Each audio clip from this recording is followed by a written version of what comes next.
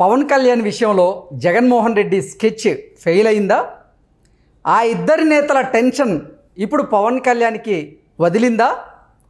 ఈ విషయంలో చంద్రబాబు గారు హ్యాపీగా ఉన్నారా అంటే అవుననే సమాధానం ఇస్తున్నారు కొంతమంది రాజకీయ విశ్లేషకులు.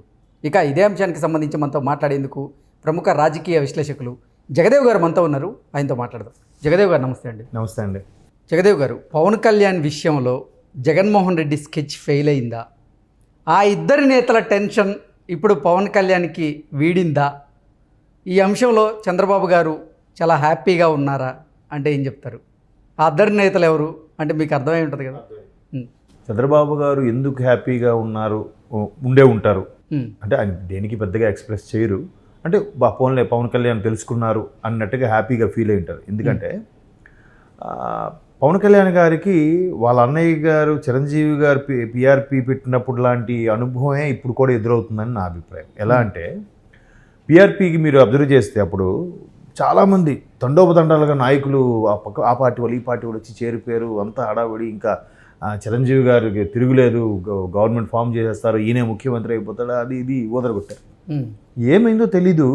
ఇంకా ఎలక్షన్స్ నెల 2 నెలలు ఉన్నాయనగా ఒక్కొక్కడిగా బయటికి రావడం, ఒక్కొక్కడిగా రాజీనామాలు చేయడం, ఒక్కొక్కడిగా చిరంజీవి గారి విధి విధానాల గురించి వేలెత్తి చూపిస్తూ బయటికి రావడం లాంటివి జరిగాయి. సో అదే పాచిక మళ్ళీ ఇప్పుడు పవన్ కళ్యాణ్ మీద కూడా వేస్తున్నారని కూడా అభిప్రాయం ఉంది. ముఖ్యంగా నా అభిప్రాయం అది. ఎందుకంటే ఇప్పుడు ఒక వ్యక్తి పవన్ కళ్యాణ్ గారు టీడీపీతో పొత్తు పెట్టుకుంటాను అని అన్నప్పుడే పొత్తు పెట్టుకుంటున్నారా, ఎందుకు పెట్టుకుంటున్నారు, మాకు ఎన్ని స్థానాలు ఇస్తున్నారు, రేపు పొద్దున ప్రభుత్వం వస్తే ప్రభుత్వంలో మాకు ఎటువంటి స్థానాన్ని కల్పించబోతున్నారు తెలియపరచాలని ఆ సదరు వ్యక్తి లేఖ రాశారు. ఆ పేరేంటి లాస్ట్లో చెప్తాను. అరే నాయకుడికి ఇష్టమయ్యి చెప్పారు, ములాఖతులో బయటకు వచ్చిన తర్వాత అనౌన్స్ చేశారు. ఆయన మొదటి నుంచి మొత్తుకుంటున్నాడు అదే, బుర్ర బద్దలగొట్టుకుని మొత్తుకుంటుంది అదే, నేను ప్రభుత్వ వ్యతిరేక ఓటును చేల్చదలుచుకోలేదు. దానికి కొన్ని రీజన్స్ కూడా ఉన్నాయి గతంలో జరిగినవి. ఎస్పెషల్లీ 2019 ఎన్నికల్లో పవన్ కళ్యాణ్ గారు జనసేన విడిగా పోటీ చేయడం వల్ల సుమారుగా ఒక 60 స్థానాల వరకు టీడీపీ కోల్పోయింది. లేదు అదే కలిసి ఉంటే ఖచ్చితంగా 60 స్థానాలు టీడీపీకి వచ్చేవి. ఏమో గవర్నమెంటే ఫామ్ చేసేదేమో. 2009లో అప్పుడు కాంగ్రెస్ రావడానికి టీడీపీ రాకపోవడానికి పిఆర్పి కారణమని చాలామంది విశ్లేషకుల అభిప్రాయం. మొన్న 2019లో టీడీపీ మరలా రాకపోవడానికి జనసేన కలిసి పోటీ చేయకపోవడం ఏమో అనేది నా అభిప్రాయం. సో ఇట్లాగా ఎవరెవరైతే ఒకప్పుడు పిఆర్పికి చేసే ప్లాన్ని ఆ స్కెచ్ని ఎక్కడ కూడా అమలు చేయాలనుకుంటున్నారో వాళ్ళందరికీ చెక్ పెట్టేసరికి చంద్రబాబు గారికి తెలియకుండానే పోన్లే పవన్ రియలైజ్ అవుతున్నారు, తెలుసుకుంటున్నారని ఒక అమ్మయ్య అనుకుంటారు కదా.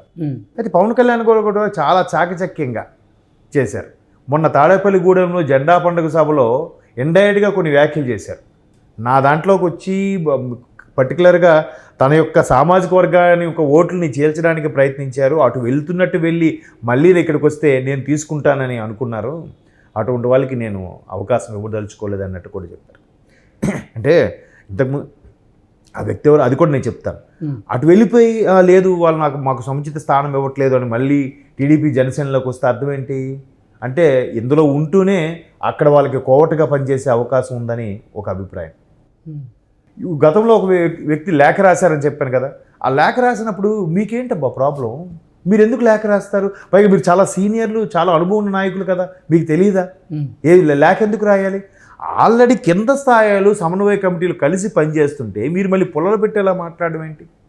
ఇంకో ఆయన ఉంటాడు రాజమండ్రిలో, ఆయన ప్రెస్ మీట్ పెట్టి మరి పవన్ ఇట్లా అవడం వల్ల ఎప్పటికీ పవన్ ముఖ్యమంత్రి అవ్వలేడేమో, పవన్ అసలు ఎందుకు మళ్ళీ చంద్రబాబు మాట వింటున్నాడు అన్నట్టుగా అన్నాం.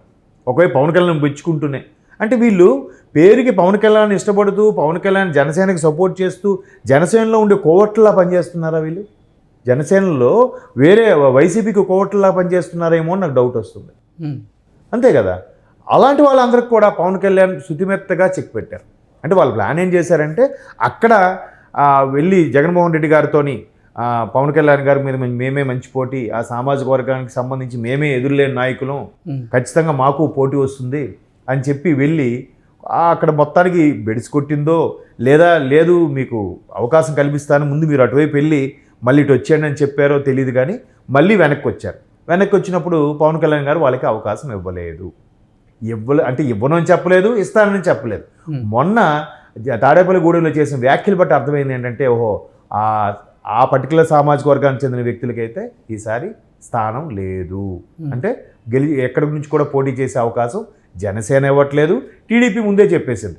అందుకే టీడీపీ అధినేత చంద్రబాబు నాయుడు గారు దీన్ని అన్నిటికి ముందుగానే ఒక 2 నెలల ముందుగానే ఒక గట్టు వేసి చెప్పాడు ఆయన.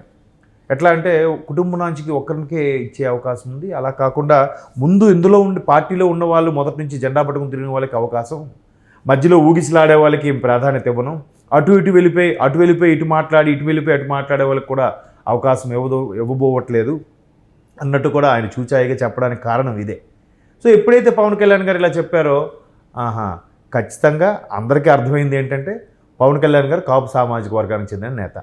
సో అదే కాపు సామాజిక వర్గానికి చెందిన నేతలు ఎవరైతే ఇప్పుడు ఆల్రెడీ ఉన్నారో వాళ్ళు మేము నిలబడితే వైసీపీ తరఫున మాకు ఓట్లు వస్తాయని ఆలోచించి అటు వెళ్ళారో లేదా బేరం కుదుర్చుకున్నారో సంథింగ్ తెలియదు, కానీ మళ్ళీ అక్కడ సరిగ్గా వైసీపీలో సీట్ ఇవ్వము అని అనేసరికి మళ్ళీ వెనక్కి వచ్చే ప్రయత్నం చేస్తే వాళ్ళకి సీట్ ఇవ్వకుండా పవన్ కళ్యాణ్ గారు చెక్ పెట్టారు. ఆ చెక్ ఎలాగా తాడేపల్లిగూడెం సభ సాక్షిగా కొన్ని రకాల వ్యాఖ్యల ద్వారా మీరు ఆ సభ స్పీచ్ చూడండి ఒకసారి ఎలా ఉంటుందో. అయితే అది ఎవరో కాదు, అందరికీ తెలిసిన విషయమే ముద్రగడ పద్మనాభం గారు. ముద్రగడ పద్మనాభం గారికి వైసీపీలో టికెట్ కన్ఫర్మ్ అయ్యిందని కొన్నాళ్ళు ఊగిసలాడారు, 2 months బ్యాక్. ఆ తర్వాత ఏమన్నారు, లేదు ఆయన కాదు వాళ్ళ అబ్బాయికి ఇస్తారు అన్నారు. ఆయనకి ఇవ్వలేదు, వాళ్ళ అబ్బాయికి ఇవ్వలేదు, ఎక్కడ అనౌన్స్మెంటు లేదు, ఒక స్టేట్మెంటు లేదు. ఇప్పటివరకు వైసీపీ ఎవరెవరికి కన్ఫర్మ్ అయిందని ఒక లిస్టు కూడా లేదు. కేవలం ఊగిసలాట, ఊహాజనితమైనవే.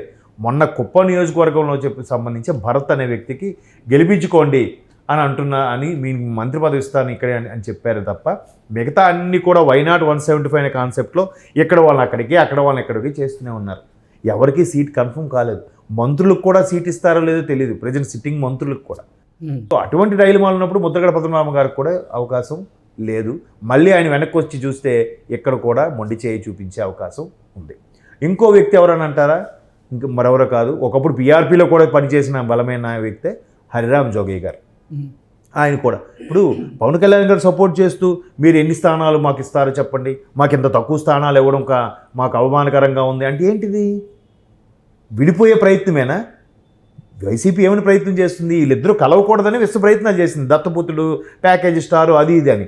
అయినప్పుడు కూడా ఎన్ని విమర్శలు చేసినా, ఎంతగా అవమానించినా కూడా లేదు, ప్రభుత్వ వ్యతిరేక ఓటు మేము చేర్చదలుచుకోలేదు అని ఒకే మాట మీద ఉన్నారు. సో హరిరామ్ జోగయ్య గారు, ముద్రగడ పద్మనాభం గారు లాంటి సీనియర్ నాయకులు మళ్ళీ వెనక్కి వచ్చే ఉద్దేశం ఉన్నా కూడా, లేదా అటు వెళ్ళిపోయే ఉద్దేశం ఉన్నా కూడా వీళ్ళు పట్టించుకునే పరిస్థితుల్లో లేరు. సో వాళ్ళకి మళ్ళీ అవకాశం ఇచ్చే ఛాన్స్ కూడా లేదనే పవన్ కళ్యాణ్ గారు పునరుద్ఘాటించినట్టుగా అనిపించింది ఆ సభలో. అది చంద్రబాబు గారు పోన్లే పవన్ కళ్యాణ్ గారు తెలుసుకున్నారు అని హ్యాపీగా ఫీల్ అవుతారు కదా, అదే దాని సారాంశం అని నా అభిప్రాయం. ఓకే జగదేవ్ గారు, అంటే మీరు చెప్పేదాని ప్రకారంగా ఇటు ముద్రగడ గారు కానివ్వండి, ఇటు హరిరామ జోగయ్య గారు కానివ్వండి, ఇద్దరు కూడా జగన్మోహన్ రెడ్డి కోవట్లు అని చెప్తారా మీరు? కోవట్లని అనలేం, కానీ అట్లా గతంలో పీఆర్పీ అనుభవాన్ని బేస్ చేసుకుని అలా చెప్పాను. మేబీ కోవట్లు కాకపోయినా అటు వెళ్ళి ఇటు వెళ్ళి ఊగిసలాడిగా ఉండే వాళ్ళని కూడా తీసుకోవడం కరెక్ట్ డెసిషన్ కాదు కదా. తుమ్మితే ఊడిపోయి ముక్కులా ఉంటే టీడీపీ జనసేన పొత్తుని విచ్ఛిన్నం చేసేందుకే జగన్మోహన్ రెడ్డి ఒక స్కెచ్ చేశారని, ఆ స్కెచ్లో భాగంగానే ఇటు ముద్రగడ గారిని అలాగే హరిరామ జోగయ్య గారి చేత కొన్ని వ్యాఖ్యలు చేయించారు, కొన్ని లేఖలు రాయించారు. వీళ్ళిద్దరూ కూడా వైఎస్ఆర్సీపీకి సంబంధించినటువంటి కోవర్ట్లే, కానీ ఇప్పుడు జగన్మోహన్ రెడ్డి కోవర్ట్ ఆపరేషన్ విఫలమైంది అంటూ కూడా కొన్ని వార్తలు వస్తున్నాయి.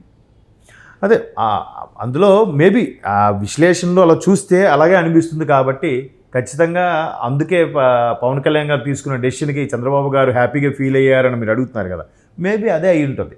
పవన్ కళ్యాణ్ గారు కూడా ఇవన్నీ విశ్లేషణ చెప్పకుండా ఇండైరెక్ట్గా ఆ సభలో ఈ విధంగా ఈ అర్థం వచ్చేలాగా మాట్లాడారు. మీరు ఒకసారి స్పీచ్ చూస్తే మీకు క్లారిటీ వస్తుంది. సో ఇటువంటి వాళ్ళు చెక్ పెట్టడమే మంచిది భవిష్యత్తు కోసం.